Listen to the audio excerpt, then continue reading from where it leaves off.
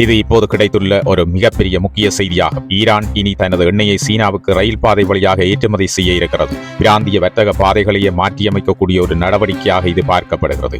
பதற்றங்கள் மற்றும் முற்றுகைகளால் கப்பல் போக்குவரத்து பாதிக்கப்பட்டுள்ள ஹோர்முஸ் நீரிணை போன்ற கடல் வழிகளின் மீதான தேவையை குறைக்க ஈரான் நிலப்பரப்பு வழியாக ரயில் போக்குவரத்து மூலமாக கச்சா எண்ணெயை அனுப்ப திட்டமிட்டுள்ளதாக தகவல்கள் தெரிவிக்கின்றன. ரயில் மூலமான ஏற்றுமதி கப்பல்களை விட மெதுவானதாகவும் சிறிய அளவிலானதாகவும் இருந்தாலும் எண்ணெய் விநியோகம் தடைப்படாமல் இருக்க ஈரானுக்கு இது ஒரு மாற்று வழியாக அமைகிறது. நாம் இங்கு முக்கியமாக புரிந்து கொள்ள வேண்டிய விஷயம் என்னவென்றால், ஈரானிடமிருந்து அதிகப்படியான எண்ணெயை வாங்கும் நாடுகளில் ஒன்றாக சீனா இருக்கிறது. இந்த வர்த்தகத்தை தொடர்ந்து நடத்துவது ஈரானின் பொருளாதாரத்துக்கு மிகவும் அவசியமானதாகும். ரயில் பாதையை பயன்படுத்துவதன் மூலம் ஈரான் கடல்சார் அழுத்தங்களை தவிர்த்து கடற்படை தடைகளின் போதும் தொடர்ந்து வருவாயை பெற்றுக் கொள்ள முடியும். இது வர்த்தக பாதைகள் மாறி வருகின்றன என்ற ஒரு பெரிய செய்தியையும் உலகத்திற்கு தெரிவிக்கிறது. எதிரி நாடுகளின் கடற்படைகளின் கட்டுப்பாட்டில் உள்ள கடல்களை மட்டுமே நம்பியிருக்காமல் ஆசியா வழியாக நிலமரப்பு பாதைகளை நாடுகள் உருவாக்கி வருகின்றன. இது விரிவடைந்தால் கடல் முற்றுகை அழுத்தங்கள் பலவீனமடையலாம். ஈரான் சீனா இடையிலான உறவு பலப்படலாம் மற்றும் பாரம்பரிய கடல் வழித்தடங்களை தாண்டி ஒரு புதிய எரிசக்தி பாதை உருவாகலாம். தடைகள் மற்றும் கடல் வழி அழுத்தங்களை